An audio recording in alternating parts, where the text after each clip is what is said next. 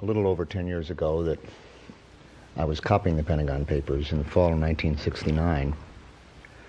My kids have grown up since then, my older two children.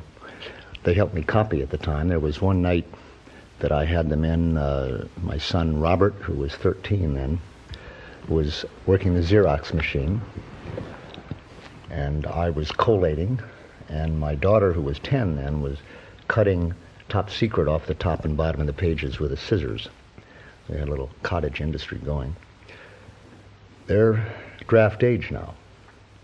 And in fact, the Vietnam War itself went on long enough for my 13-year-old son to become 18.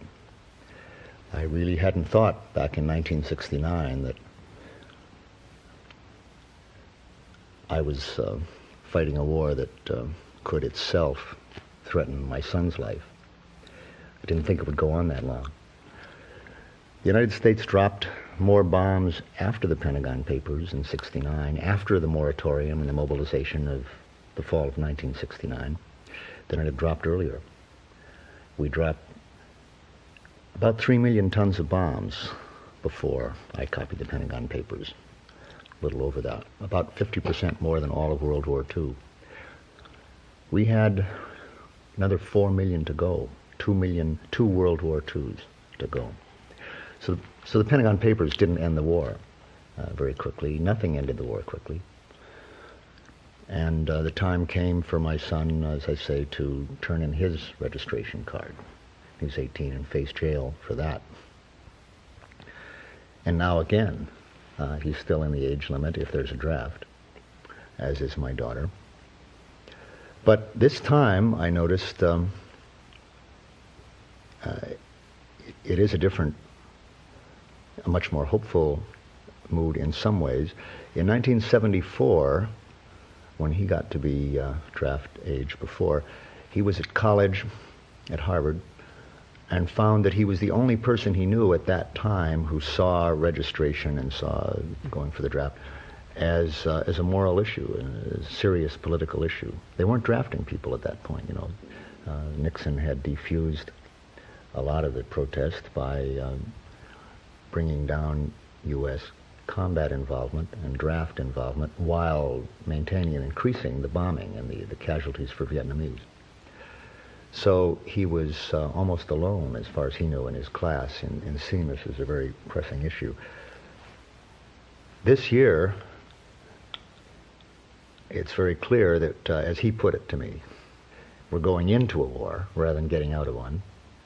A lot of people who are 18 and over now see the draft as part of an overall policy that's moving us toward a war, and they're going to resist it on that ground. And I believe that we're, compared to the progress of the war, which is coming, we have a very large movement, and it's going to get much larger.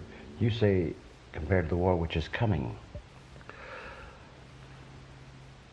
I think that since the humiliations that have been dramatized for us by the Iranians since last fall, the leaders of our government, the kinds of people that I worked with in the past myself, and I think I understand them pretty well, have been aching to kill some Iranians or somebody,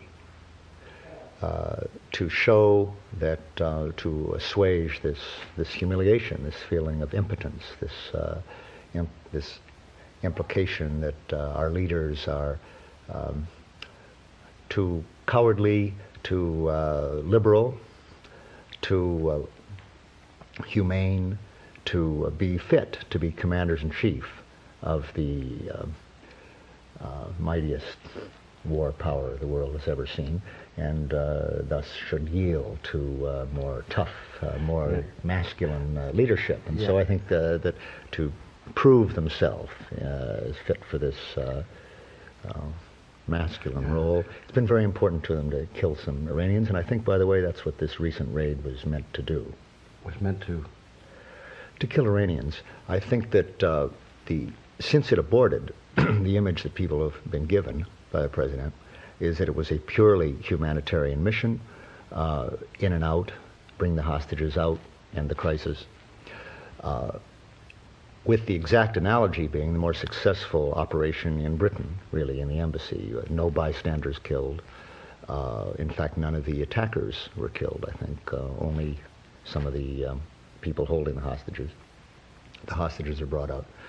And the implication is that's what we were up to in Iran, and for that reason, the president was not violating the War Powers Act when he didn't inform Congress of this. It wasn't a military operation. I think that's an illusion. Yeah, you know, we have to go to something deeper here. You said the humiliation, the masculine image. So it come to this matter of machismo no matter what. I suppose the Maya Gaz incident is not unrelated. The popularity of President Ford at the time soared. And of course that celebrated photograph of Kissinger and Ford smiling, even though 41 Marines were killed. And what were they smiling about? Not over the fact that we had lost more men than we rescued in the thing, and not over the fact that the rescue as a military operation was unnecessary, as came out later, in as much as the hostages were in the process of being released.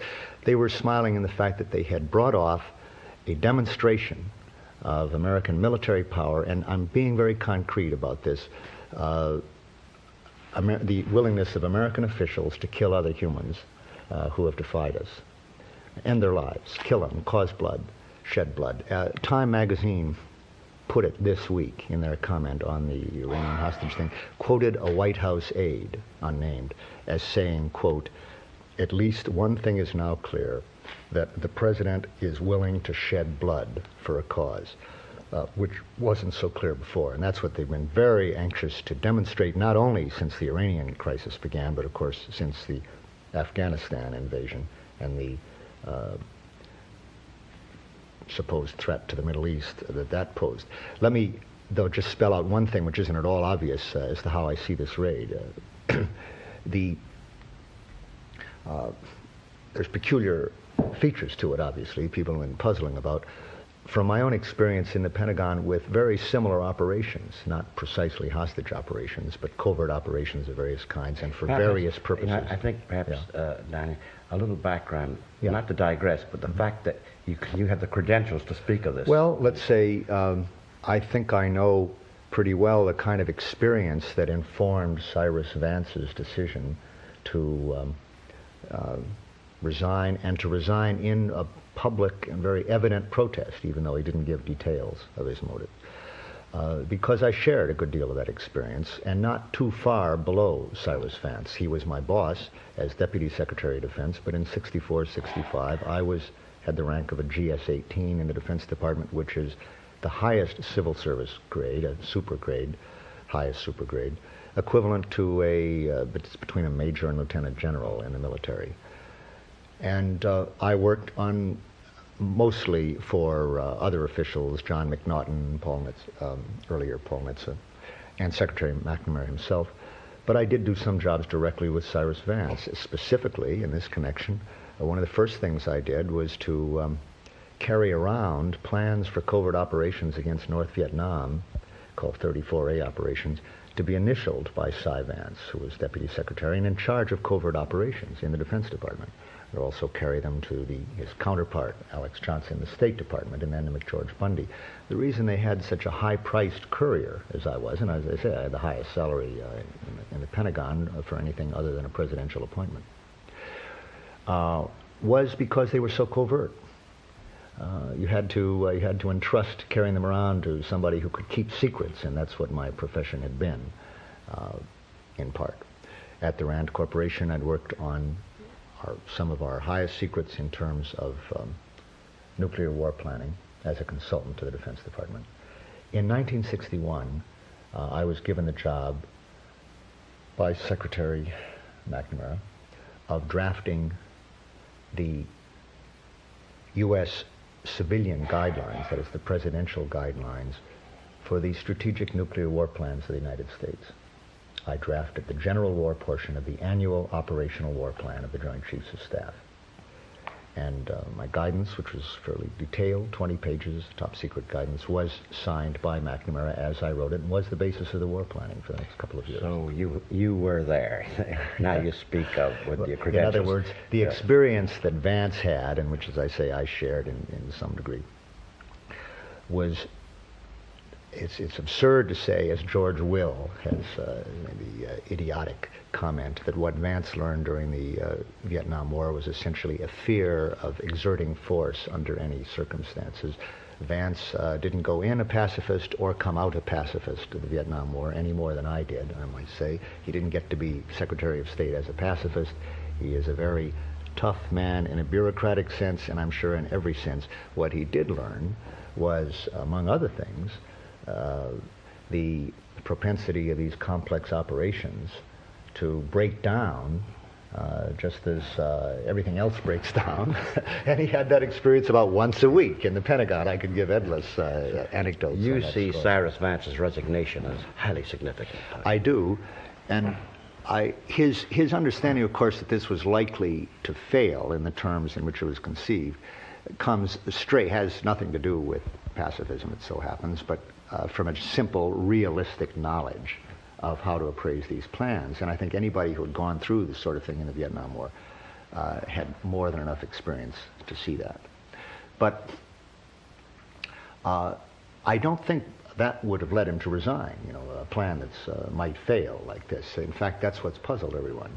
Even the New York Times said, what did he find so reprehensible in an attempt to rescue hostages? Well, I don't believe that's what he's resigning for. And I can only guess, of course, at his motives. He hasn't spoken specifically. But it's important, I think, to try to guess. And I do have the experience then to look at those plans and say, what other plans were associated with them? And of course, everyone has asked the question, how could they have expected to get out of there without losing some hostages and some of the raiders? In fact, however, Time magazine has said that they have learned that the planners anticipated the possibility, and I suspect the likelihood, of losing as many as 15 or 20 out of 50 hostages and an unknown number of raiders. Well, that in itself, again, raises even another question. What kind of operation is this when the hostages are in no immediate danger that you choose to lose 20 to gain 30 hostages? Something peculiar about that. Then, however, we discover it has leaked out, and this has all the earmarks of these other covert operations, that of course that plan was backed up by plans for American intervention, military intervention directly, quite aside from the raid that we've heard of. Very specifically. You think so? No, I don't think so. This has come out, this has been admitted now, essentially in backgrounders and in planning that has been revealed to Congress. It's been in the New York Times, though I've discovered that these stories go by people, and I find that I have to tell people details, though it has been in the papers. Specifically, I can be fairly specific. They had 2 C-130s, which were loaded with rockets and machine guns and various things to provide close air support to the embassy if there was fighting, if the raiders ran into trouble. But the C-130s themselves, which are turboprop planes, would be vulnerable to the F-4s, the jet fighters that we sold the Shah, which are now in the hands of the Iranians, of which they have almost 200 operational. So the other plan was to have fighters from carrier aircraft, jet fighters, in the Tehran area at the moment of the attack on the embassy. And if, again, if, the way it's put, there was trouble, these fighters would then neutralize, that is, destroy the Iranian planes by hitting their airfields. Now, I think that the reason this hasn't penetrated people's consciousness too much is because the news stories have emphasized the word if, the contingency aspect of this, backup, insurance, never came to pass. Let's think again about just how likely or unlikely it was that 90 raiders, armed raiders, would run into, quote, trouble when they confront 150 armed guards in the embassy in the center of Tehran, where enormous crowds can be mobilized on minutes of notice. Was that likelihood less than 98%? This was part of the operation. And if we look again at the real weight here of the significance of the different parts, I think this was the heart of the operation. This was an operation to destroy the Iranian airfields, not so important in itself, but a military strike against Iran. and to kill a lot of Iranians in the vicinity of the embassy, spraying 50 caliber and rocket armament and so forth all around this embassy in the heart of Tehran.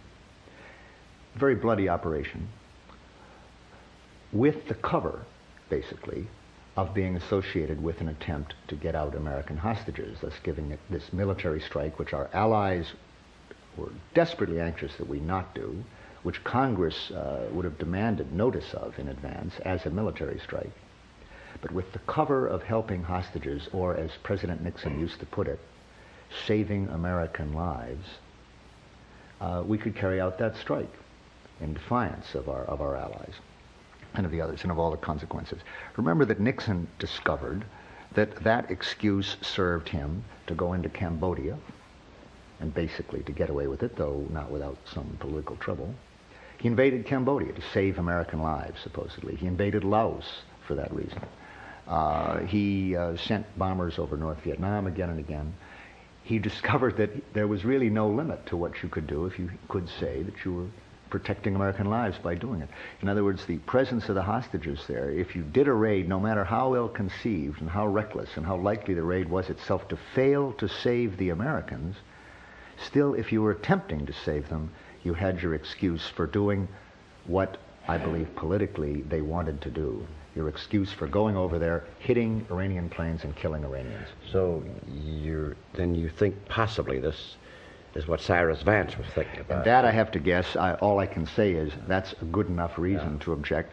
Again, I would say not. Vance, of course, has been associated with such operations in the past, as I have, as everyone in the Pentagon has been during the Vietnam War. I think I know I learned, and I have a good reason to believe that Vance learned in the course of that experience to ask what the further consequences of those little demonstrations were, however useful they might be at home politically to demonstrate your machismo and your bloodthirstiness, let's say, and thus fitness to rule the armed forces.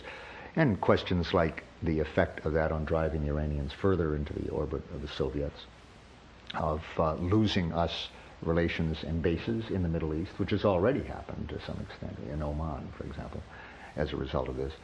Complicating the relations with our Western European allies in many ways. All of that, he might say, not since he wasn't running for president, didn't seem worth the domestic advantages of shooting the weapons off. As you're talking, this is a real event you're talking about, yet it's also, Dan, metaphorical too, isn't it? Yeah. We think of, because I'm asking you your thoughts and reflections now about its effect on the American people, and also your participation in anti-nuclear demonstrations. It's as though this might, we have an image. American people do. Somebody else is making decisions for us. We've got to be number one. That is, in football matches, everywhere the hand is raised. Yeah. Number one. But we also knock out history, don't we?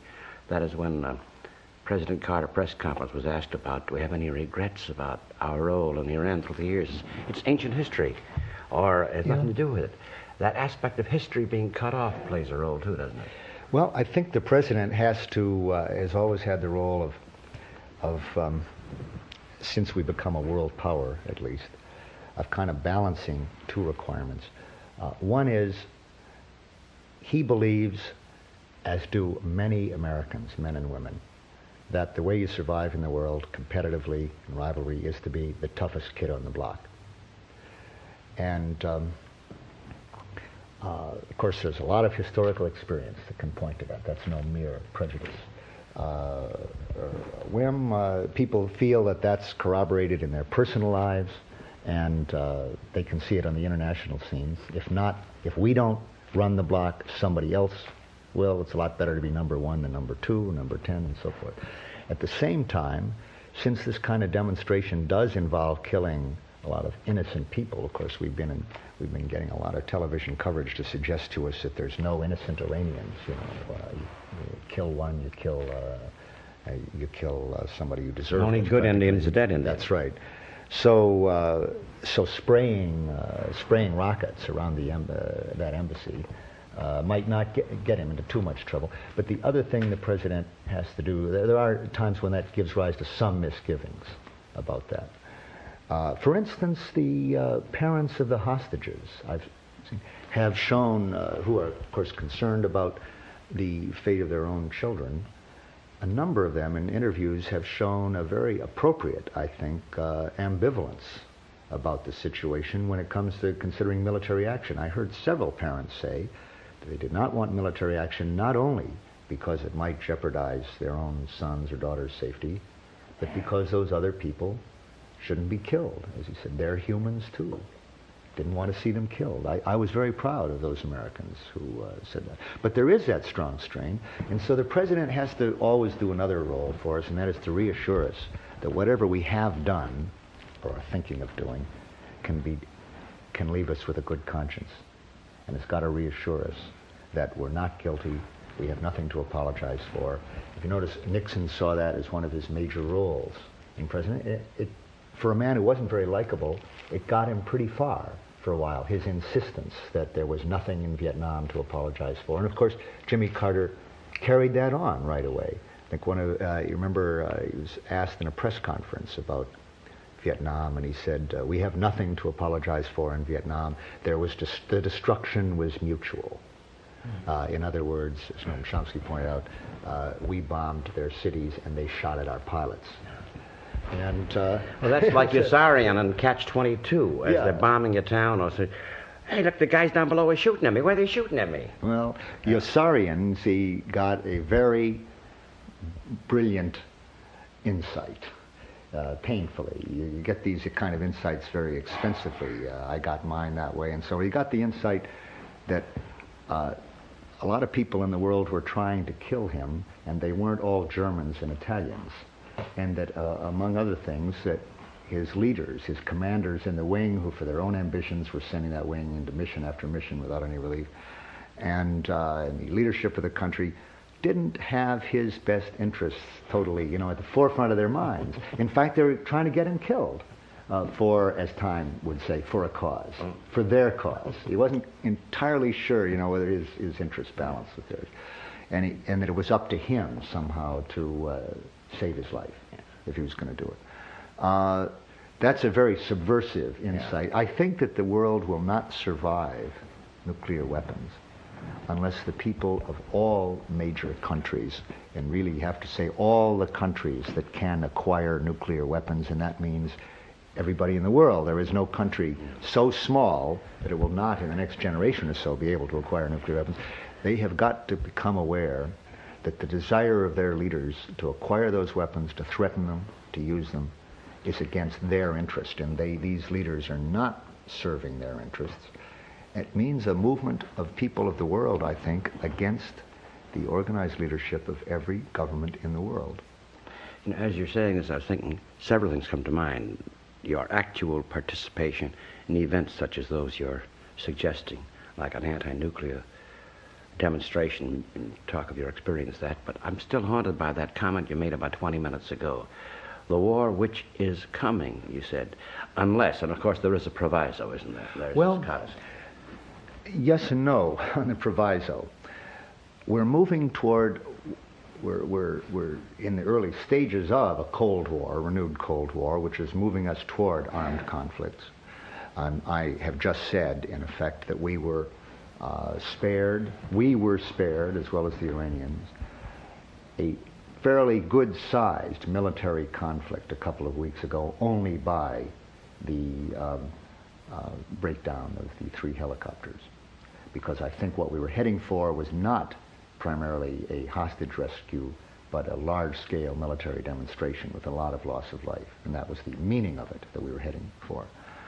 And so we didn't have that yet, but I think there will be slender reed to hang on to. We will be breakdown of 3 helicopters, and it may have saved us from other such demonstrations in the next few months. I think by analogy with past experiences, again when I was in the government, the president's desire to repeat that, or he didn't fully give the demonstration of his willingness to kill, to use military forces. He showed his willingness to risk it.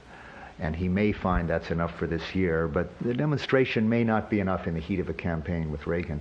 I think the pressure on the president's mind and some of his immediate advisors to do that one again perhaps with a thinner cover next time, with even less chance of success, but with an assurance that guns will be fired. I think that's very strong. I think guns will be fired before very long. Against that, of course, is the fact that the public failure here has greatly worsened his political environment for making that, and the restraints on him will be greater. They may save it from us in the short run. But to answer your question directly, I don't think we'll avoid some degree, some scale of military action involving this country in the next few years. What I'm working at is precisely because of that urgent, imminent prospect to try to decouple that prospect from the current likelihood that nuclear weapons would come to be used, even then, in the next few years or later. I'm trying to postpone, with my life, as best I can, and a lot of other, in collaboration with many other people, the onset of an era in which nuclear wars become used like other weapons.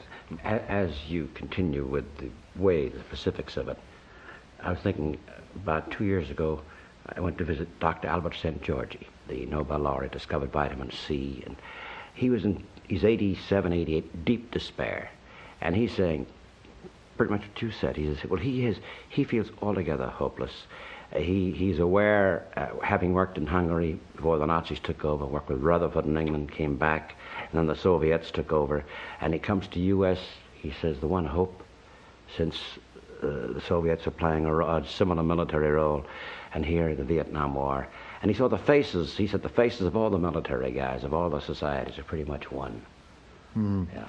I think that's true, and they're the faces that Yossarian finally came to see underneath those benign masks. Isn't it as though there were some empathy between the hawks of the Soviet Union and the hawks of the U.S.? Well, there's every kind of empathy. Their jobs have many similarities, despite the differences in the domestic political system, all of which favor ours. But they both have the problem of pursuing, for what they see, the best interests, I'm sure sincerely, of their people, policies that they can't reveal to their people, lest there be enormous dissent. They both have the problem of keeping secrets. They both despise leakers or dissenters. The Russians have more means to deal with them than they do, and I'm sure to that degree, by the way, on that score, American presidents often get jealous of the way the Russians are able to deal with a Sakharov, let's say, or others. And they'd, Nixon flirted with imitating them a good deal. But fortunately, our system didn't allow them to get too far. But they have a lot of problems in common. The problems, I think, in fact, what we're seeing right now is much less a conflict between the two sides. I think both sides are indeed contributing to this onset of the Cold War. Obviously, the Russians did with their blatant invasion, their aggression in Afghanistan, which they made almost no real attempt to disguise at all, clearly provoking further increases in the arms race beyond the increases that were already scheduled, and in general a Cold War atmosphere. But obviously we were preparing for that Cold War atmosphere long before Afghanistan, and this played into it a great deal. I can only conclude that both sides see the Cold War at this point functional. By sides, I mean the leaderships in both sides. They both have people they want to sit on in their own sphere. We have our uppity Middle East people who've been supplying us oil for so long but are now raising the price. And with the prospect of nationalist rebellions in those areas that will raise the price to us even further, in effect. And we need to whip them into line. The Russians have problems with their ethnic minorities, with their Eastern European satellites, with their Muslims and so forth. Each of them can deal with problems of dissent in their own general sphere better when they can point to a major threatening adversary. Since you and I live here in the United States, we come to the big question. The American people, awareness or lack of it, and what's to be done, and the various aspects of it. As we resume the conversation with Daniel Ellsberg, we come now to the question, what's to be done? And, of course, we come to the question of the American people themselves. Could I? Sure. I know we come to that. I'd like to define one more aspect of the situation we're facing, I think, yes, sir. Which a lot of people seem to have missed, although in this case it wasn't kept wholly secret. Namely, that when the president announced his policy, in his State of the Union message that he would use any means necessary to prevent Russian control of the Persian Gulf. He delicately didn't say of the oil of the Persian Gulf. He was subject to the charge and has met the charge that the United States does not have the capability to carry out that threat. The implication is that it's an empty threat, that we don't have the military capabilities to do it. And the basis for that, of course, is that the northern part of the Middle East, the northern Iran, Afghanistan, it's on the borders of Russia, and that our ability to deal with them with non-nuclear means is no greater and will never be any greater than Russia's ability to confront us in Mexico or in Canada on our borders, to prevent us from getting Mexican oil, for example, or Canadian oil. The draft will make no difference to that. A build-up in conventional armaments can make no difference to that geographical situation. Imagine what the draft would have to be in Russia for them to be able to defeat us on the borders of Texas. And that's not really in the cards, nor is it for us in that area. Well, the president doesn't want to be heard as making a bluff. And by the way, I don't think he is making a bluff. So for once, he has let it be known through backgrounders given to Jack Nelson in the LA Times before his speech, and then by leaking a secret Defense Department study to the New York Times just after his speech. Came out, I think, on February 2nd in the New York Times. A study saying that the administration is well aware that we have no ability to stop or prevail over the Russians in that area with non-nuclear means, and therefore the study recommends to the president we must be prepared to use nuclear weapons. Now, the leaks to the LA Times earlier made very clear the same point, that the president was prepared, if necessary, to use nuclear weapons. And other officials have said this quite publicly. The president's commitment, then, is, at its heart, a threat of possible use of nuclear weapons in that area. Now, that threat's taking place against an opponent, in this case, the Russians, who are as well supplied with tactical nuclear weapons as we are. So it's not, again, a threat really to prevail with nuclear weapons, but again, just to kill a lot of people on both sides. To the extent that the president's threat is heard and believed by the Russians, and by the way, I think they do believe it, and have for a long time, the president is in effect wiring up the Middle East to a kind of regional doomsday machine, which wouldn't be rational to set off, but will be set off more or less automatically by his commitment and by our prior involvement of some troops, which will have to be defended then to save those American lives and our prestige from defeat.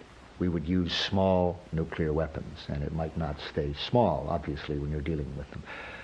He's wired up the Middle East for destruction then with that threat, just as the students in Tehran claim to have wired up the embassy with explosives, and may have done so, by the way, which would have been interesting in case of this raid. The only difference is that the president is holding hostage by that policy every human in the Middle East and every city in the Northern Hemisphere. Let me come back then, and this links in with the American people, to the real meaning of this policy and why it has to be resisted, it seems to me. It's not because the president has invented some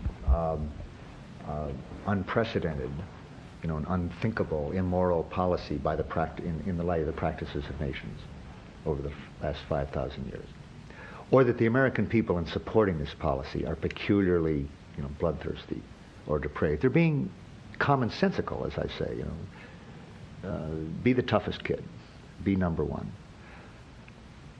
The problem is that they are pursuing practices that have made sense in at least these power terms for thousands of years, and up through the last 100 years of modern technology even, in an era that is transformed enormously even from 20 years ago. 20 years ago was well into the nuclear age. 20 years ago, 1960, when I was in the Pentagon, 1960 and 61. Give an example. In 61, that was an era which was now 16 years into the nuclear age. The Russians had 4 ICBMs that year. We had 3,000 we had 2,000 intercontinental bombers, another 1,000 in range of Russia, with 20 megaton weapons for them. We had still, 16 years into the nuclear age, what amounted to a monopoly of strategic nuclear force. The Russians could hit Europe, but they couldn't really operationally hit the United States with anything significant. We could devastate Russia. That was the year of the Berlin crisis. The next year was the Cuban Missile Crisis, and they began to acquire some weapons. 20 years after that, the Russians have 20,000 warheads. We have 30,000. We have 9,000 strategic warheads. They have 4,000. So we have twice as many. But they have enough. They have enough. So what I'm saying is, we're still making these threats that we made in the past. I've got to ask this question, because this involves taxpayers' money as well as perhaps a touch of madness here. Question hardly asked. Right now, we have enough to knock the Russians off, I take it, manyfold, as indeed they have to knock us off manyfold. Is that right? Well, it's a little that is true, of course. So I wonder, what is the extra... That's not why we've been doing it. That's what I want to know. Yeah. How did we get to 50,000 weapons in the world, 20,000 Russian and 30,000 U.S. and other countries coming along? It had nothing to do with the purpose of deterring a nuclear attack on this country. And that's what people think they've been paying for, and that's what puzzles them. Why do you need that many? It's not what they're for. That can be shown very quickly. The president himself pointed out when he was defending his arms control measure, SALT II, that, but he pointed out correctly, there are, I'll put numbers in, he put it qualitatively, there are in fact 218 cities in Russia of the size of Hiroshima or over, of a population of 100,000 or over. We have that many warheads on a single Poseidon submarine, of which we have 31 submarines. We keep 20, we have 41 submarines altogether. The Polaris missiles can hit about 160 cities. The Poseidon can hit up to 224. We keep about 20 of those, 20 or 25 at sea all the time. The Russians can take their entire missile force, which is somewhat larger than ours, so it has fewer warheads, throw it at us. They won't hit a single one of those submarines. They can't get the submarines any other way either. Every one of them can every city in Russia. And yet to that, our president is adding from 10 to 30 Trident submarines, which can hit over 400 cities each, adding them. The MX missile with its 2,000 warheads, et cetera, et cetera. Obviously, this has nothing to do with deterring an attack, and it never really has had. When we bought 1,000 Minutemen starting in 1961, in a year when the president knew the Russians had 4 ICBMs, that wasn't to deter them from using their 4 ICBMs. Now, what is it for? It is to support threats, and now it can be very current and specific. It is to support threats of the exact kind President Carter has just made. It doesn't make them tremendously credible, but it makes them more credible than if you didn't have that force at all, namely threats of initiating nuclear war in circumstances other than an attack on the United States or a nuclear attack on us or our allies. We have, in fact, the U.S. has secretly made such threats in Korea, though the public has never become really aware of it. It's in Eisenhower's memoirs that he made such threats in ending the Korean War in '53. We made them in '58 over the Quemoy crisis secretly. They were considered for use in Laos. They were considered in Quezon. Nixon, we learned from Haldeman's memoirs, though the public has never really absorbed this, threatened the possible use of nuclear weapons to the Vietnamese and the Russians in 1969 and later. If you're going to make threats against people who don't have nuclear weapons, and that makes the threat somewhat credible and prudent, but who are allied to the Soviet Union, which does have nuclear weapons, then for that purpose you need all the weapons you can buy. 30,000 isn't too many. 60,000 would be better. If you're really proposing to initiate nuclear war and you want to appear to believe that you could keep that war limited to the Middle East, let's say, you want to be able to say, I'm about to use nuclear weapons against you in that outlying area, or your ally, Korea, China, Indochina, and you the Russians, had better not get involved. And their reaction to it is for them to build. And they do the same. So following us, as they have followed us in each case. Now, what I'm saying is... just for the moment, Yeah. I want to come back. Yeah. Is that a pattern? We do something, they follow, or do they do something, we follow? No, we've always presented it. We've always presented it. They're about to do something, therefore we'd better do it first. The about to has, in almost every case, been a lie, a conscious hoax to mobilize the taxpayers to spending the money for this, as in the case of the missile gap I described. Some of the older listeners may recall that the year 1961, when they had, in fact, 4 missiles, was the year that they were predicted to have 150 to 300 missiles, enough to threaten all our SAC bases. And on that basis, we went on airborne alert, and we bought a lot more B-52s and a Minuteman missile and so forth. Before that, the prospect that they were going to beat us in bomber production was, they ended up with 180 bombers, intercontinental bombers. We ended up with 2,000, just 10 times as many. So those were hoaxes, and the idea that they're about to get a real superiority to us is just as much of a hoax today as it was then. The difference is that they had nothing then, and they really do have a lot now. They do have a parity now. Why is parity, equivalence, regarded as intolerable by our leaders? And the answer is, that for the first 20 years, they had what amounted to a monopoly.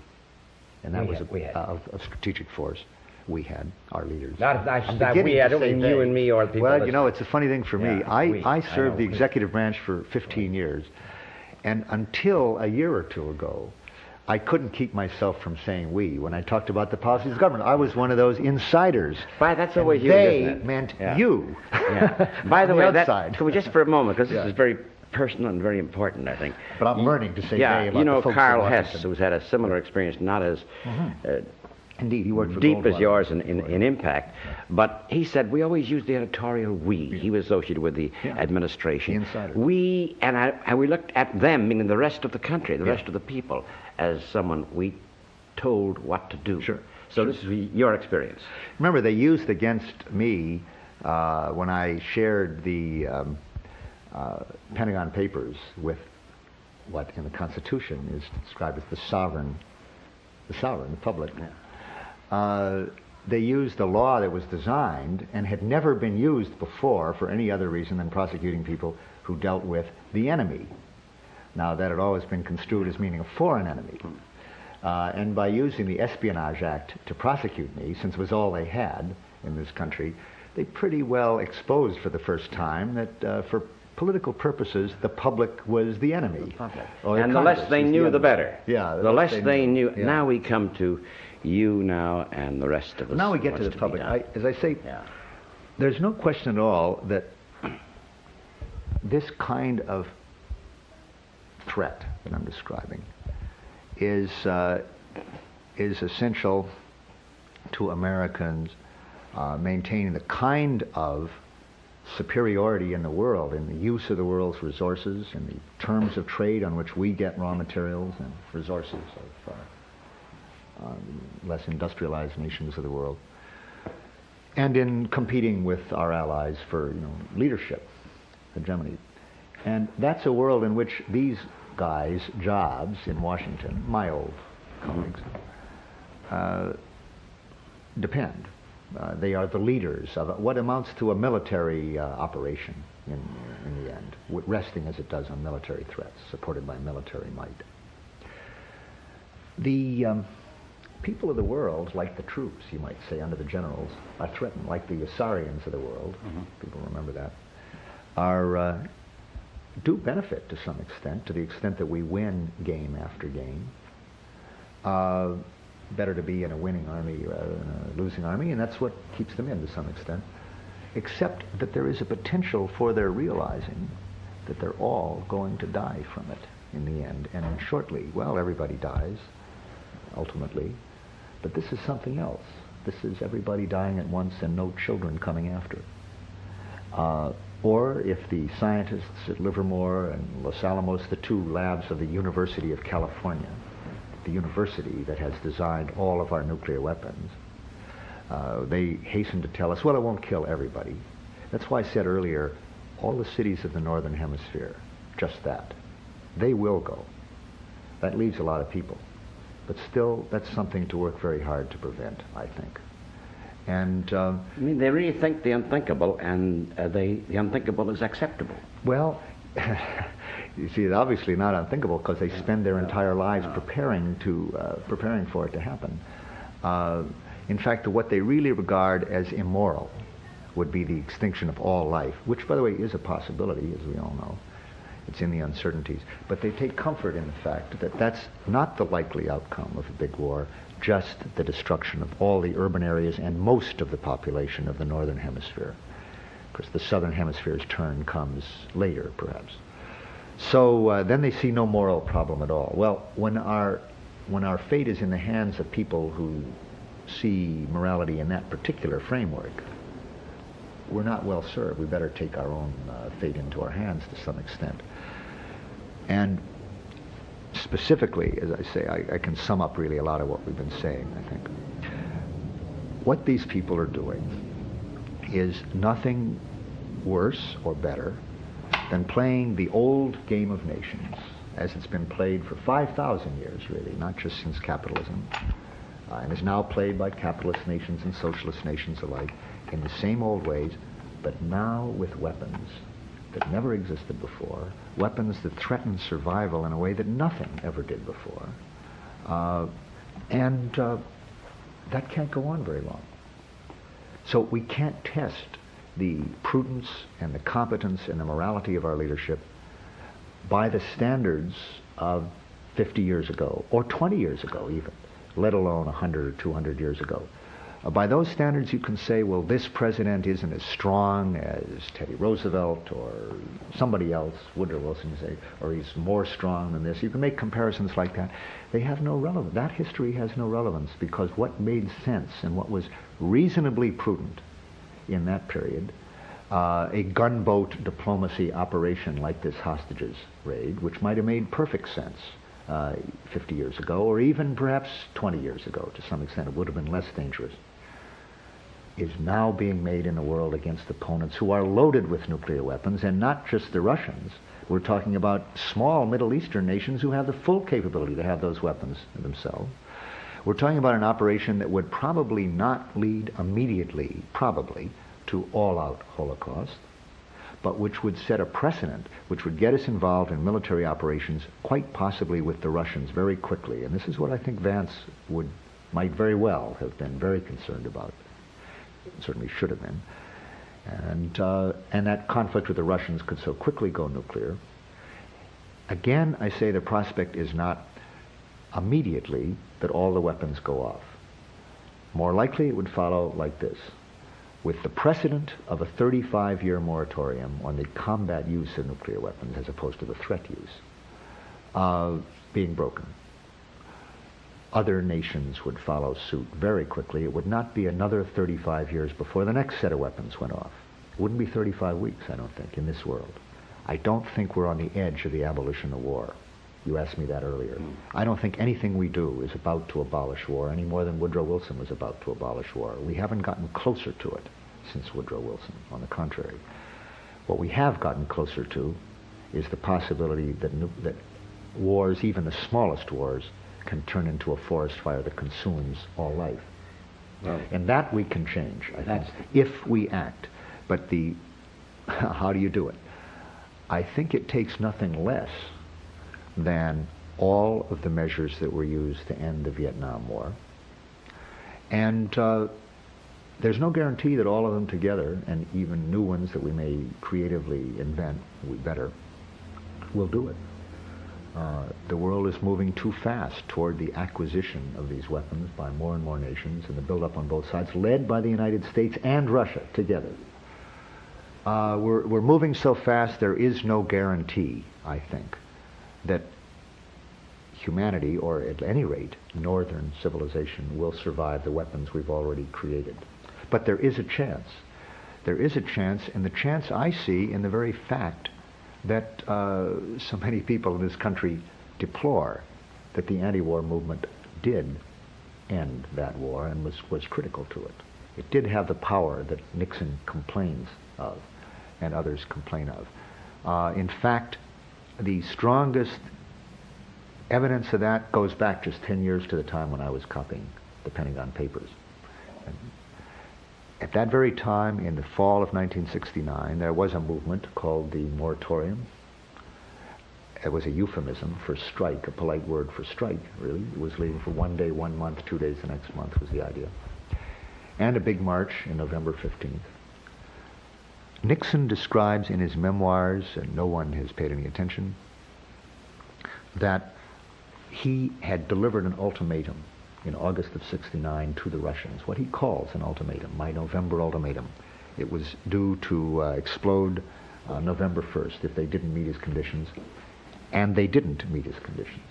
The North Vietnamese never met these conditions.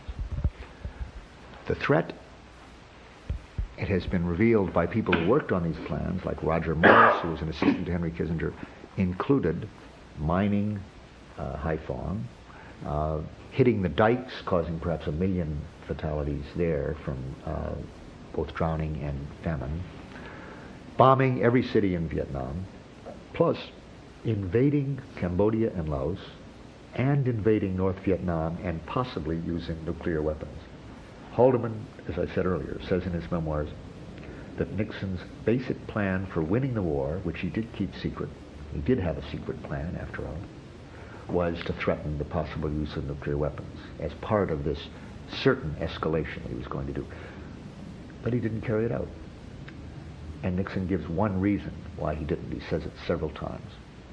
Too many people were in the streets on October 15, 1969. And too many were expected, as they did turn out, for November 15th in Washington, for him to choose that time to burn North Vietnam to the ground and to use nuclear weapons. And he had to back down with extreme reluctance on the That's a threats that he made. remarkable passage you point out that I say has been overlooked or hasn't been mentioned much by others. So we come now to hopefully, or perhaps Pollyanna wishfully, parallel. Well, I come back to your earlier point. Yossarian was a World War II figure, pre-Hiroshima, and above all pre the H-bomb with its fallout, a bomb that takes out whole regions where a atom bomb, the kind that destroyed Hiroshima, threatens merely single cities. Yossarian could escape by getting in a rowboat and rowing away to Sweden from Italy. Long voyage to take, but he had a chance to do that. There's no place you can row away from the fallout from this kind of war. There's no individual solution to this problem. And ultimately, by the way, there's no national solution. There's no one policy we can pursue all by ourselves, unilateral disarmament, let's say, or others that will save us, unless there is ultimately, I think, a global abolition of these weapons, which will take international and probably have to transcend nations in many ways, collaboration to save ourselves. We won't survive these inventions, I think. That obviously lies a long way off. We're going in the wrong direction, and we can switch direction, but even if we do that, it'll take a long time. The immediate moves are to do just that, to switch direction. That means, in the first place, stopping the increases in these weapons, which we are fueling by our own unilateral increases. And your appearance at the Rocky Flat demonstration against a nuclear plant is part of this very thing. That's true. Rocky Flats is the place that makes the plutonium triggers for thermonuclear weapons, along with the high explosive that triggers the plutonium. And they make what are in effect Nagasaki-type bombs, the kind that destroyed Nagasaki, which are nowadays merely the trigger for a modern weapon. They set off the thermonuclear weapon. You mean the bomb that destroyed Nagasaki is merely a trigger and is just a fraction of the power of the bomb today? Well, to make it very specific, the bombs that we had in 1961, which are larger than today because they were less accurate, they were dropped by gravity from planes, were 24 megaton bombs. That's 1,000 times the Nagasaki bomb. A 24 megaton bomb, and we've dropped those by accident on our own country a number of times, is more explosive power than all the wars of human history, including Vietnam. It's 12 World War IIs in one bomb. It's 3 Vietnams in one bomb. That's, I'm saying, the difference in scale which our leadership has really not envisioned. When I was at the Pentagon just last week, my old office building, to sit in the door, be with other people, Dr. Spock, among others, celebrating his 77th birthday that day when he got arrested with us, and Dave Dellinger and many others, about 400 people altogether, to symbolize the power of the people if they want to stop this arms race, if they can act together. One of the slogans, especially that the women were shouting, but we were all shouting, we were all feminists on this one, is take the toys away from the boys. Take the toys away from the boys. In a way, we're back to the theme we started with in the end. This idea of acting on machismo and evoking it from the people, too, from the public, of toughness, in the willingness to shed blood and so forth, is so anachronistic in a world where violence leads to genocide and annihilation, with high probability, that it means that the changes that have to come are very, very broad. They go beyond old concepts of revolution, which in effect just take the toys from one set of boys and give them to another set of boys. And that doesn't save us. It means sharing the power between the boys and the girls a good deal, more among other things. But it means that the attitudes that have in the past been left to the women, have been associated with women, in part because they are less valued attitudes, and the men can't afford them. Attitudes now of compassion for life in general, concern, nurture for all the elements in the earth that sustain life, a sense of empathy and identification with other human beings as human beings, for children across national boundaries, an unwillingness to see children slaughtered for a cause.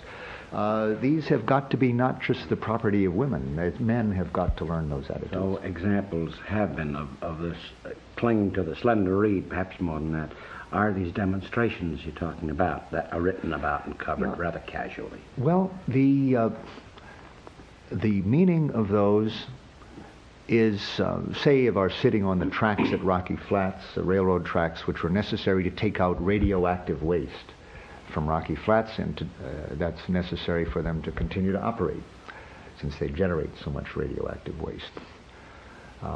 This is a plant just 16 miles outside of Denver.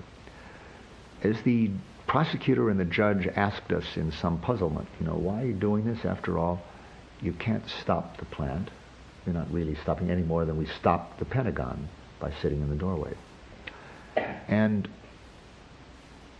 my son, actually, who was now 23 when this was happening, one who helped me earlier, actually we were arrested together, and that's how he was arrested, on the birthday of my youngest son, who was 1 year old. It was the first birthday. I had to miss that because it seemed important for me to be on the tracks. So my older son and I celebrated that birthday on the tracks and got arrested together. And when we were asked later in some puzzlement, I said, by some of the officials, what did this all add up to? After all, we couldn't stop the trains forever, really. We stopped them with our bodies. The trains would get through, the judge said. And I said, yes, that's true, but not without arrests anymore. Or as my son put it, over our bodies, no longer with our consent, no longer with our silence. The people of Denver were made aware by our act. And as he put it in his statement to the judge later, he said, by sitting on those tracks, or he could have said by sitting at the Pentagon, where he also got arrested with me at the Pentagon on the other side of the country. A dozen of us, 2 dozen, 1,000 cannot stop this process. But we can warn the people of the country, we can symbolize to them that they as a people, we as a people, can do that, can stop this process, and that is what we must do. Yeah, I was thinking, Daniel Ellsberg, ours is deeply moving. It's terrifying. At the same time, that note of hope, slim though it is there. Awareness of people who basically are decent. I think the world over are, but I know American people best. Basically decent, but to a large extent unaware of what is happening. although sensing something wrong. And I think perhaps you and your son, if we use that as a metaphor, the idea, you and your son sitting on the tracks is what it's all about.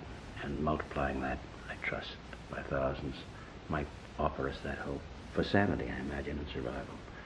Thank you very much, Dan Ellsberg.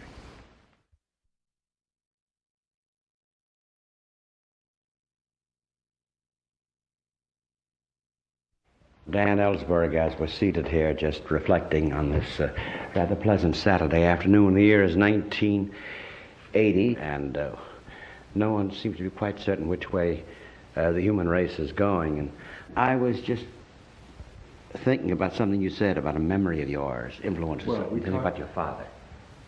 We were talking earlier about my son, my two sons. One is 1 year old, was 1 year old when my older son and I celebrated his birthday on the tracks at Rocky Flats. He's 3 years old now. My older son is 24. It made me think about my father and his son and that relation. Most recently, my older son and I demonstrated and committed a nonviolent civil disobedience by sitting in the doorway of my old office building, the Pentagon. In fact, we sat in at a door which was directly below the window from which I'd watched the last march on the Pentagon in 1967. I'd been on the inside then. I'd gone on the march. Were you there, by the way? No, I wasn't at that. And I was already against the war. I'd come back from 2 years in Vietnam with the State Department. I was against the war, as was virtually everyone who worked in the Pentagon. They used to say in '68, after Tet, that there were 3 people in town who believed what the president was doing, which was continuing the war. The president, Lyndon Johnson, Dean Rusk, Secretary of State, and Walt Rostow, his assistant. And that wasn't meant to be a rhetorical exaggeration. No one could think of anyone else who was for the war, who didn't realize that the U.S. should close out of that operation, end the killing and the American dying as well. But the war went on. 7 more years. Actually, as I waited my turn in line with about 400 people getting arrested that day, we had to wait to sit down at this one doorway and risk arrest, get arrested. I looked up and I saw that it was just below the window where I had stood, as I mentioned, in 1967. In those days, I had gone inside the building where we were writing the Pentagon Papers, so I had a Pentagon pass at that time. I left the other marchers outside getting arrested and milling about. And our office was right next to McNamara's office. I went into that office. There were 2 people in it, McNamara and his secretary. I knew McNamara. I'd written speeches for him. And I stood at the window next to the window from which he was looking out. As I tell people, I wanted to see the expression on his face when the Yippies succeeded in levitating the building. They were going to surround it and raise it 300 feet in the air. Well, they didn't do that. I was interested in what his reaction would be to my relatives and friends and others who were outside the building, but his face was pretty inscrutable. Much later, we realized that it was about that time that he was in the process of getting himself fired from the president, by the president, fired upstairs to the World Bank so that he wouldn't join the Bobby Kennedy campaign and speak out against the war. So he was against the war, that much, enough to lose his job. But he never did speak out against the war. He never told what he knew, although I believe he was one man who had the authority and the information to have ended that war at any time that he did speak out. Among other things, he had the Pentagon Papers, just as I did, and could have put it out without any thought of legal jeopardy. He wouldn't have been indicted for 115 years. He had the right to declassify it just as he'd classified it. But he knew much more than that. He could have spoken out. And although he had been against the bombing, indeed, after he had discovered that it was useless and was failing.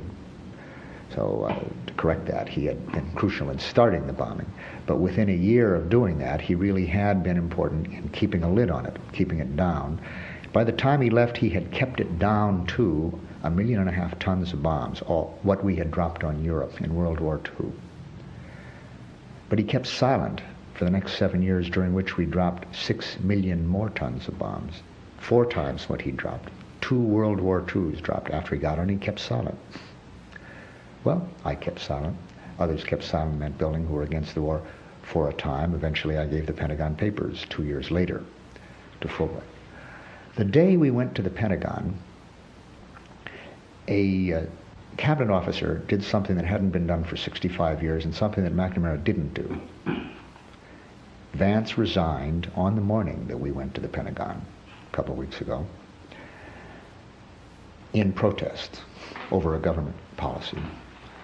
Not just quietly going out as a member of the team who had gotten tired or had better opportunities, but clearly signaling that he believed that on a matter of war and peace, the leader of our country was behaving in a reckless and wrongful manner. He told us that even without giving us yet any details, but that's a lot. No one had done anything like that. As I say, McNamara had not, no one else had. It's a precedent I hope other people will follow, very creative. We thought ourselves at the Pentagon doing what Vance had just done in our own way.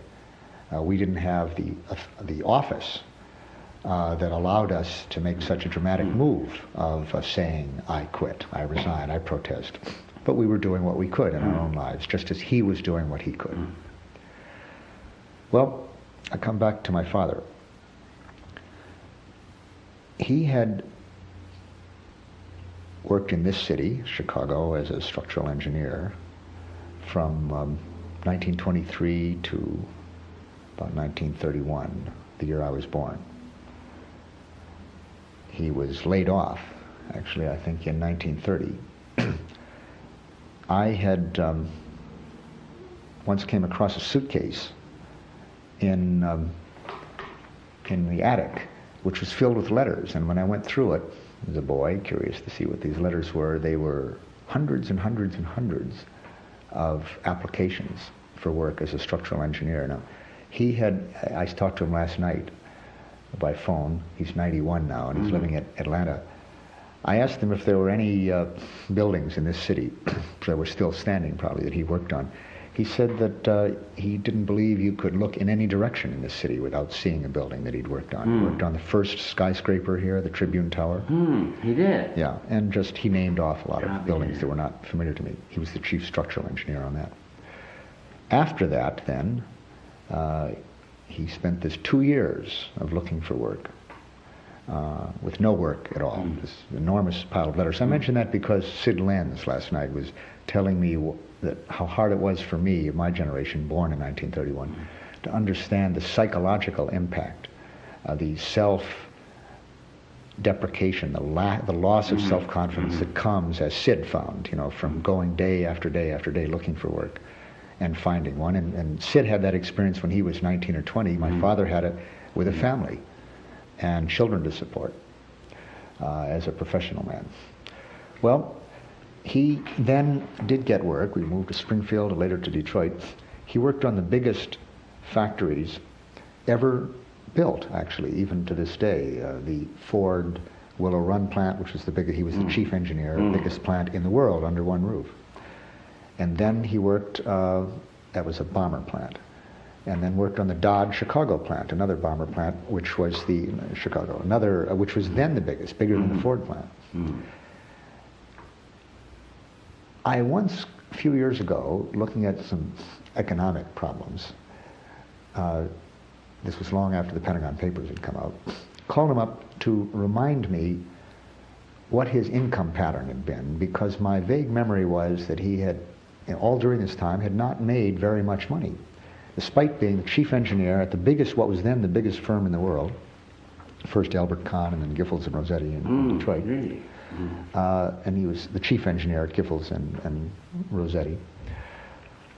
My memory was that he had not made very much money. I very specifically remembered that my first job at the Rand Corporation out of college was for $12,000, which my memory was more than he had made until after the war, because all the immigrant high high qualified professionals came from Germany and Austria and Hungary as Jewish emigres. And the market was very depressed for engineers. So at all this time I was on full scholarship, say in grade school. I went to a prep school and then to Harvard, all on full scholarship, because my father was making, up till the First World War, something like $5,000 a year with jobs like this. And even during the war, he was up to $7,000 or $9,000. Even though he was a top structural engineer? Top, yes. Yeah. Because they were so happy to have work after this experience, and because, as I say, there were a lot of them over here. So my memory then was that he had never really made a higher salary until after the war, when he worked for the Atomic Energy Commission, where he was the chief structural engineer at the Hanford, Washington, whole project of the plutonium separation project up there, and plutonium production, where he started at 17,000 or something, a very big jump in his salary. And he confirmed all that. He was at this point, when I was talking to him now, about 88 or so. And then I happened to ask him, how was it that you left Giffords and Valet, as it was then called? He said, well, they wanted me to be chief engineer on a project that would make the H-bomb. I said, no, when was that now? He said, December 1949. I said, well, Dad, you must have the dates wrong, because I'm doing some research on the history of the H-bomb project right now, and they were just considering building the H-bomb at that point. Truman didn't make the decision till January. And as I'd been reading, that was November, December, were just when the General Advisory Commission under Oppenheimer was considering and recommending against building the H-bomb. They were overruled by Truman. So I had all these dates in my mind. I said, you couldn't have known about this in December 49. Nobody knew about it. And he said, well, no, I knew about it. I know I can't be wrong on the date. December 49 is when I left. I said, well, how could they have told you about it? He said, well, they had to have somebody to be in charge of the plant. They were thinking about production for this, long in advance of the decision. I was just been in charge at Hanford. I was the logical person. He said, I had a Q clearance. Hanford is where? This is Washington, Hanford, Washington. So I said, well, you must have been one of the first civilians or non-physicists in the country to hear about the H-bomb. He said, well, that might be true. I'd never heard any of this before. See, I was now this is very 40. I was about ironic, 47 or so. Yeah. And it had never come up. So I said, well, how did you happen to leave? He said, well, I didn't want to build an H-bomb. He said, I hadn't wanted to work on he said, Hanford being an atom bomb plant at all. He said, when I took the job, I wasn't cleared yet. They didn't actually tell me exactly what it was, and I thought it was for nuclear energy, which sounded all right. And then I had misgivings when I did learn soon that it was for production, for materials for the A-bomb, the atom bomb. But he said, I was convinced the Russians were going to get it soon, and they told me, and the country needed this and so forth, and I went along with that. He said, but the H-bomb, I didn't like the sound of. And he said, when they told me about it, I went back to my office and I told my deputy, these guys are crazy. They have an A-bomb, now they want an H-bomb. They're going to go right through the alphabet till they got a Z-bomb. And I said to him, when he said that, I said, well, they've just gotten to N so far. The president had just decided to build the neutron bomb. So I said, well, did anybody else, why were you so disturbed? And he said, well, the H-bomb. And he said it was a factor of 1,000, which is correct. And I see the 1,000 over the A-bomb. 1,000 over the A-bomb. Just as the A-bomb was a factor of 1,000 over the blockbusters of World War II. So here, 4 years after the end of the war, they were proposing a weapon that was 1,000,000 times more powerful than these blockbusters, in addition to the fallout problem. And he also said, there was one other thing that bothered me very much. He said, already at Hanford, he said they were having to build what they call temporary storage, which they're still using, for the radioactive waste out there. And he said, I couldn't stand the thought that I was going to be involved in making parts of my own country uninhabitable for 500,000 years. And actually, let me correct that. What he said was for 25,000 years. And I was struck at his age 88 at remembering that figure, because the half-life of plutonium, which is what the figure they usually use for it, is 24,000 years. And that means, though, that half of it is left after 24,000 years. So a good figure for the amount of time that, a given amount is still radioactive is about 500,000 years. So he said, I couldn't stand doing that to my country. I said, how did others feel that way? He said, there were others who were disturbed. Did any of them quit? He said, no, none of them quit. And now with the background I've given, I'm saying it hit me right away as I heard this. He'd just had 2 or 3 years now, the first good paying job in his life. And with this background, of years out of work that so many others had had in his generation, he quit. He didn't have any job. He didn't have any alternative. And he left. He went looking for work for a while.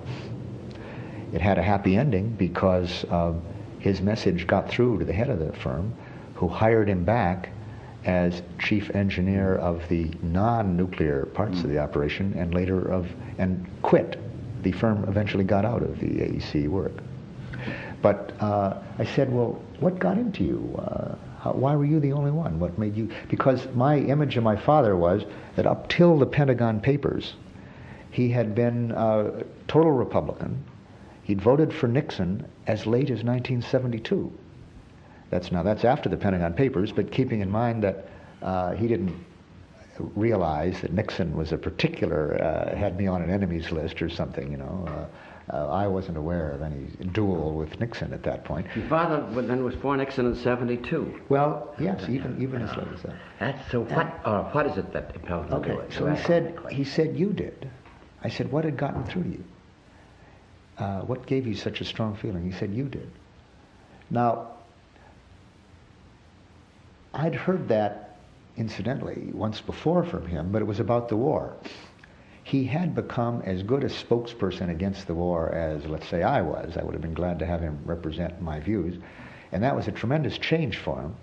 I first heard him talking that way when I was underground, and I saw him on television in Detroit. He didn't know where I was. Of course, I hadn't told him what I'd done with the Pentagon Papers, copying them and giving them to Fulbright and the newspapers. But the papers came to him, and he began telling them why I had done it, if I had, which he didn't know. He said, I don't know if he's done it, but he might have, because this is what he believes.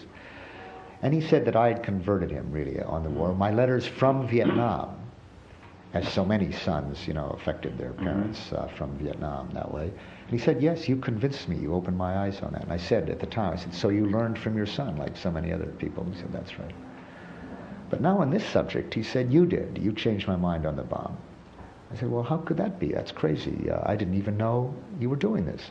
And anyway, I was young. I was away at college. He's talking about something 31 years ago now. He's talking now about 1949, when I was 28. So Yeah. I was away. Oh, 49. What was I? Yeah, 49. Now I'm saying... 49, I'm sorry. I was 18. Yeah. So I was away at college. I didn't talk to him about it at all. But he says, you, Right. at that age of 18, played a role in his withdrawing. Well, from it. actually, I said, well, that can't be. I didn't even discuss it with you. I didn't know. By the way, I asked him, how come you've never told me any of this before? He said, I couldn't talk to my family about this. You weren't cleared. Wow. You didn't have clearances. Wow. Because I did have a Q clearance later, it turned out. But he said, no, it was when you were 14. He said, you were very disturbed at the time of Hiroshima and Nagasaki. That upset you very much. And that was my memory. I had a very clear memory of that. And he said, then later, he said, there was an article in the New Yorker that you came home one day and you showed it to me. And I said, that must have been John Hersey's piece on Hiroshima. And he said, that's right. He said, well, you said you were crying and you said, Dad, you've got to read this. It's the worst thing I've ever read. So he said, I read it. And I realized, how bad this was. So he said, when it came to the H-bomb, that was too much. Now, the contrast with the people I worked with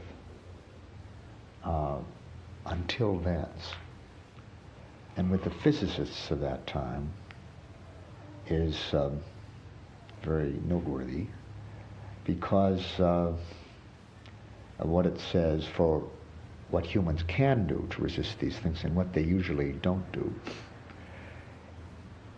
I know from my studies of this now, I gave a course on this general subject to Stanford last year, so I was reading up on it, that at the very time that he was resigning from the job because of the H-bomb, a number of physicists were considering the problem and recommending against the H-bomb for exactly the same reasons.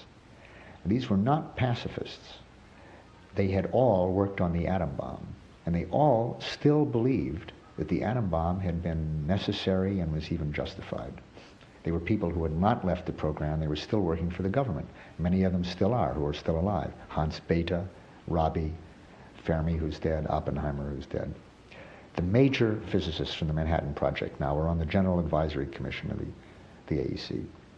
The people now who are proud of their production of the atom bomb, a very select group, looked at the H-bomb and said, this must never come into existence.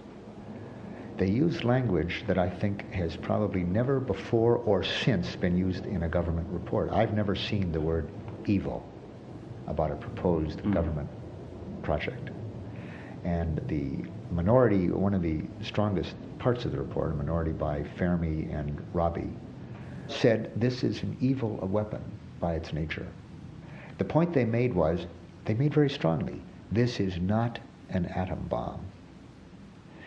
We could say in modern terms, now that all of our weapons are thermonuclear weapons, are H-bombs, we can express what they were saying by saying the atom bomb is in every thermonuclear weapon. It is the trigger for the thermonuclear weapon. But their point was not just that it's a difference in scale, though they used the factor of 1,000 as a measure of it. They said the real point is that there is no limit to the destructiveness of the H-bomb at all. Practically speaking, it turns out there is a limit of a mere 500,000 tons equivalent of TNT to the atom bomb. But I'm saying the standard weapon in 1961 was 20 million tons of TNT, and there's no limit at all. You can make it any power whatever if you, let's say, you put it in a ship and fill it full of enough material. In other words, if you have a vehicle to carry it. So they said this is a weapon then that is genocidal in its effect, they use that word, and threatens the survival of humanity. The A-bomb only allowed you to do what you were already doing with one bomb. It allowed you to do with one bomb what you were already doing with 1,000 bombers. But we had 1,000 bombers, so we were able to inflict the same level of destruction without using atom bombs that we did with atom bombs. The H-bomb carries you to an entirely different level of destruction, which they saw at that very earliest stage threatens everything on life in a way that even the atom bomb did not begin to do. I'm emphasizing this, by the way, to say that, as we were saying earlier, I've found that nowadays most Americans don't know the difference between an A-bomb and an H-bomb. If you ask them in an audience, very few people in an audience will say they can tell the difference, even in this scale factor that I've described. There's a reason why they don't know, for instance. It so happens. Actually, some documents were just revealed, Gordon Dean's diary from that day. Gordon Dean was a commissioner. His classified diary has just been released in part. And he shows on one occasion when there was concern that fallout from one of the earliest thermonuclear tests, H-bomb tests in this country, would endanger people in St. George, Utah, as many of them are dying from it today, would cause fallout that would hurt people in this country by the testing. There was a question of how to handle the public relations on it. And Dean notes in his diary, from the president himself, who had to deal with the problem, Eisenhower says, keep them confused as the difference between atomic and hydrogen. Do not, that's a direct quote, do not mention the words fission, fusion, or thermonuclear in the dispatches. And basically that's been followed ever since. So people don't understand this difference. A difference as great between atomic and hydrogen bombs as between the earlier bombs. Threshold, thus, making it a millionfold. All right. The scientists then perceived this, and even the ones who had been in favor of dropping the bombs on Hiroshima now said, let us not produce the hydrogen bomb. let us instead propose with the Russians that we have, controlled procedures, that this is not built. Their argument was this, by the way. They did not take the position, as some of their critics later charged, that if we didn't build it, that would solve the problem. Because, as they said, they knew perfectly well, if we did not build it, the Russians might go ahead anyway, and we couldn't stop them. But they said, if we do build it, the Russians certainly will go ahead, which is what happened, of course. Therefore, rather than going ahead unilaterally and ensuring that we both do it, better that we try, that we both refrain from doing it. And we have a chance. That gives us a chance. That argument, by the way, could be applied to almost every weapon since where we've led the way. Up to the neutron bomb. If we build it, they will. If we don't, they may, but they may not, and their incentive is, for not doing it, is that if they do it, they see perfectly well, we will do it. Right. So the choice for both sides is either we both do it or neither of us do it. Those are the two choices. And we only have a chance at avoiding this weapon if we refrain from doing it unilaterally. Well, that was their argument. All right. They were overruled by Truman. By Truman in Atchison in January and in February of 1950. They decided to go ahead on a crash program for the H-bomb. Every one of the scientists who had said that this threatened the existence of humanity, should never come into existence, should not be done unilaterally by the United States, that it was an evil weapon because it threatened all life on Earth, every one of them, when the president decided to go ahead, signed up. Even Oppenheimer, who was charged with not having enough enthusiasm for the project, did help them find recruits, gave advice, and presided over meetings later that backed the H-bomb program. Fermi, the emigre, who was most against the weapon, worked on it, saying, later explained to people, well, the president had decided, the commander-in-chief, he had one kind of, immigrant mentality of patriotism, of saying, well, this is my new adopted country, I've got to do what the leader says. And but the others, who are Native Americans, behaved the same way. Well, they all saluted. And they went along. So you're touching on... I read that on the one hand, and I had just been studying that, see? And that's understandable. It's deplorable, but understandable. And now I was learning there was one American. Your father? My father, who didn't behave that way. He didn't have any other job. All these people, by the way, had other jobs. Well, yeah. He didn't. He said no. He just didn't do it.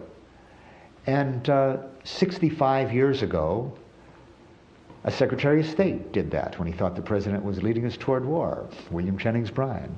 That's how far back you have to go for a cabinet person to say no the way Vance just did. So you can look at this then from two directions. You can say, how will we ever survive if if everybody's going to behave that way? And then the other side is to say, well, everybody is an approximation. It's a good approximation, but it's not quite right. Not everybody. There always has been that other alternative of saying no and resigning from that. So in a way, perhaps it's not accidental. I'm no believer in the genetic aspect of life determining it all. But here's a case in point. Even though your father was conservative, there's some aspect that made him say no. As indeed you, who have learned through the years, you've been within the establishment, within the bone of the establishment, saying no. And perhaps that's what the answer always is. It may not be consensus, but that person, a person. When it's true, I had earlier come to think that the main influence was from me to him, somehow because of the Vietnam matter, which had changed him so radically in his 80s on a political matter like that. And now he was telling me somehow that he had done something which was as unusual and as spectacular in its way as I had done. He had done the right thing. He had done what the scientists should have done and didn't do. Maybe then. And so there must have been something there. I know that when I was underground for 10 days putting out the Pentagon Papers, the FBI was looking for me. And I didn't give myself up because I was busy distributing these papers to various newspapers, and I didn't give myself up till I'd distributed them all. But I did, at one point, all the networks wanted to interview me, if they could get in touch, and I was interviewed by Walter Cronkite at an undisclosed location. I don't even know where it was myself. Very hot day, afternoon, I recall. And at the end of it, he asked me what I hoped for.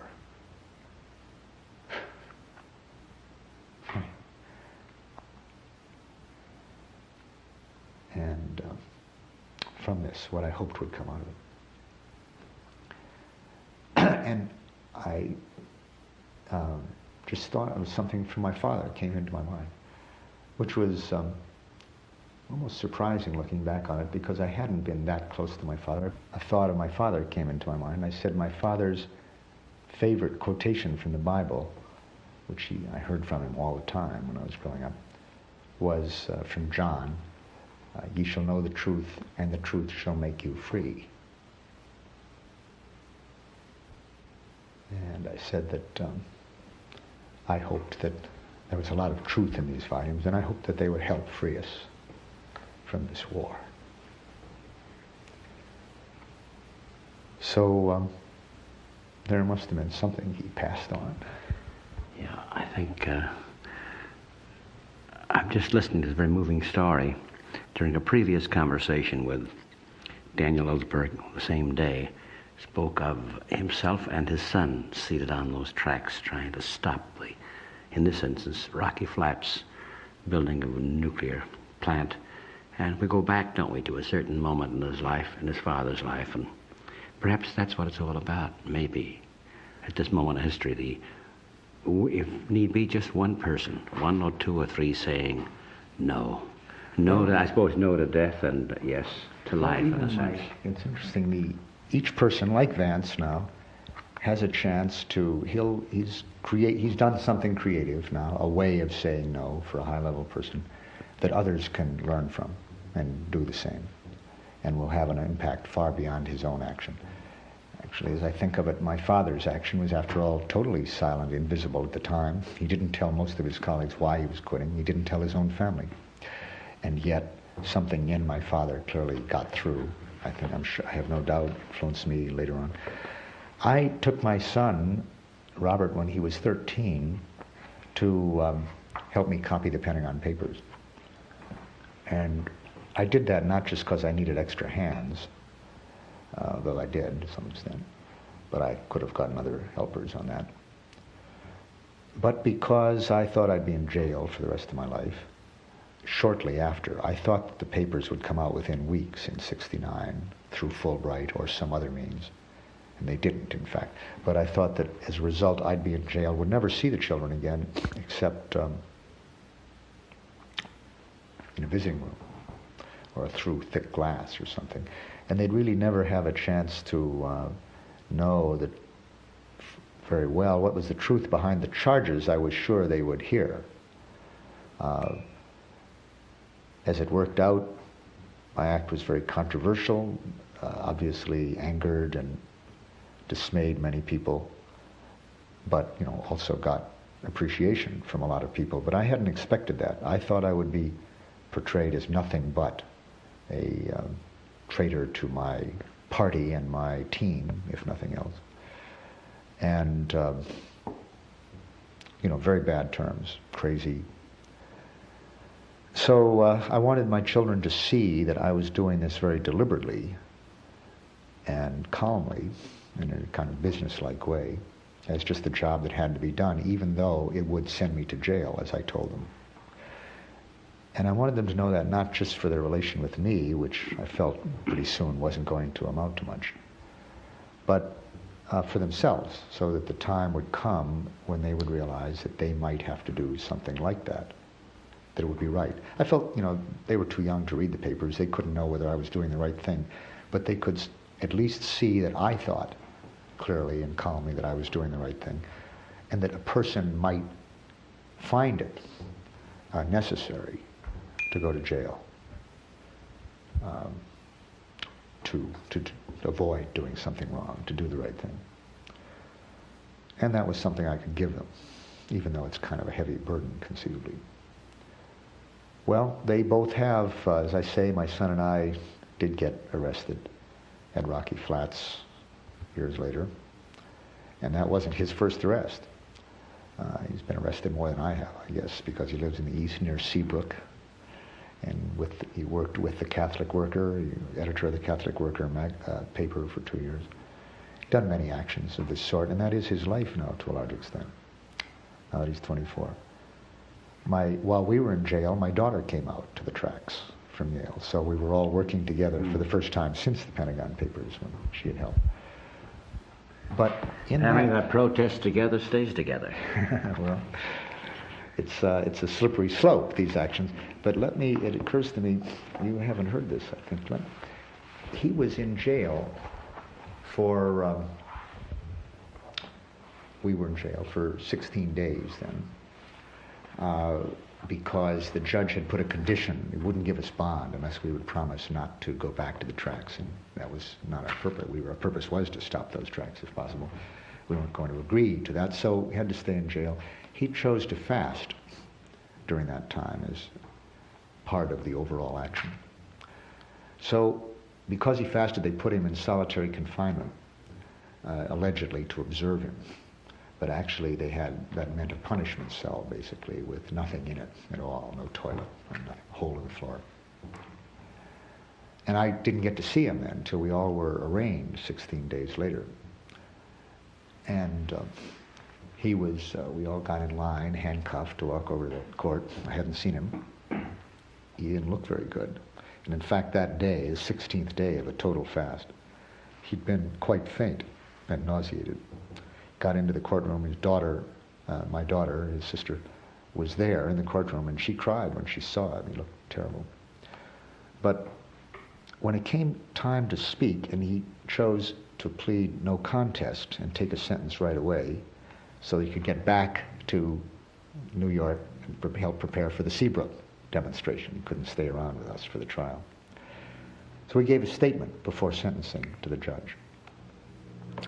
And weak as he was, he gave the statement in a very strong voice to the judge, who had previously said he didn't want statements or demonstrations or anything in the courtroom.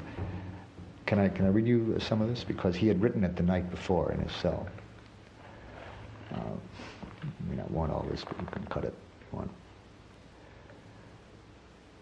He described the Catholic Worker that he worked with in their works of charity and various things, and their feelings of responsibility to the poor. And then he went on to say, by sitting on railroad tracks in rocky flats, 1 dozen, 2 dozen, even 100 people, we ourselves may not actually be able to stop the production of plutonium triggers there.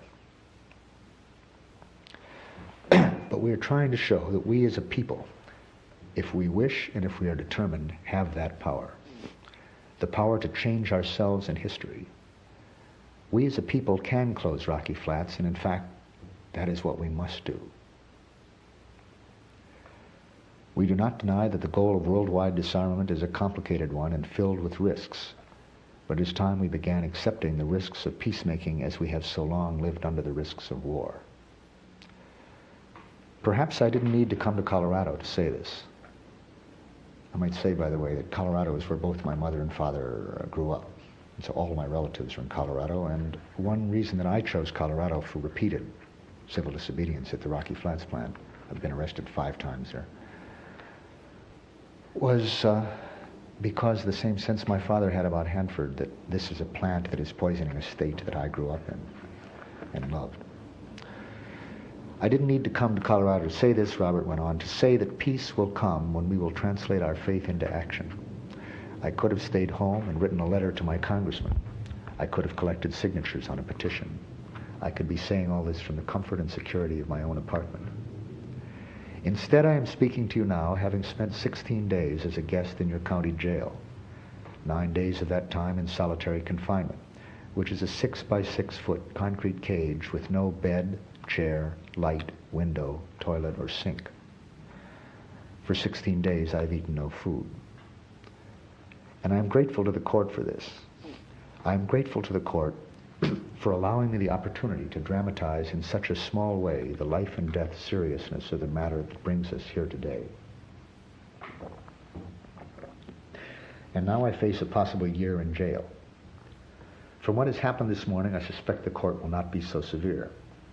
Perhaps in the future the stakes will be higher for us, but it is a risk I am willing to face. This is not because I enjoy jail. I do not enjoy the possibility of being separated from my friends, my family, and those I love. The possibility of being returned to my cage, in which I would not want to put any person. But I am prepared if this is what must be. Because we are living in a dark age, and many men and women will have to face greater risks than these if we are ever to see any light. He said this all in a very strong voice. I find that as I read it, it makes me cry a little bit. We were all crying at the time, watching him. He wasn't. And I sincerely hope that for you, Judge, as for everyone in this courtroom, there is something, someone, some cause for which you would willingly face these risks. For that is what makes our lives precious and beautiful. Whether we give our lives for freedom, love, peace, or money, power, and war, we have it to give only once. For us, the choice is clear. Rocky Flats is the Auschwitz of our time. Behind that barbed wire and those locked doors, intelligent, decent family men in their white suits and their security badges are implementing the technological preparations for the final solution to the human problem. In each bomb prepared at Rocky Flats is another Holocaust.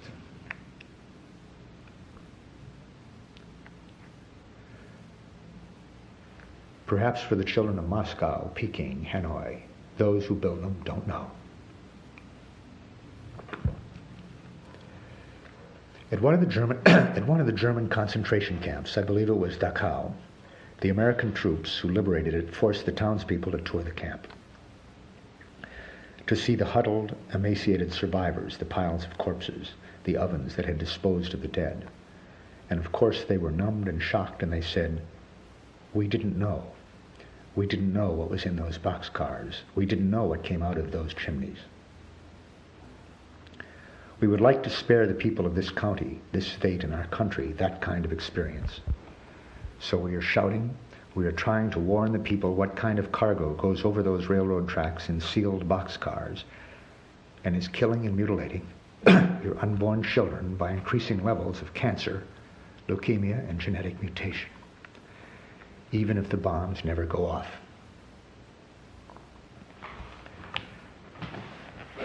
And we are doing more than that. There are people right now who are blocking those tracks. There is a group of people, someday they will be thanked, now they are jailed, who are saying, build your bombs, continue your business as usual in this death camp. But I must withdraw my consent. You will have to do it over our bodies. They are saying no longer should nuclear bombs be made in this country without Americans being arrested. And when I heard that in Colorado there were people who were willing to say this and act on it, I had to come here, because I knew these were people I wanted to know and to join and to be with. I don't know what you will do with us. I know some face more serious charges. But I must say how happy and proud I am at this moment to have had a small role in this action.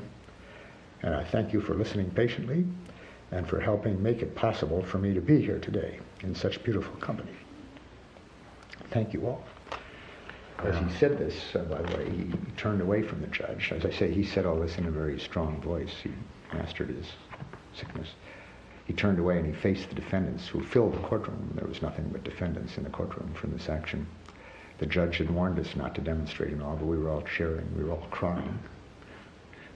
And they cleared the courtroom. And I think perhaps, Dan Ellsberg, that there's your son, there's your father, and there is you.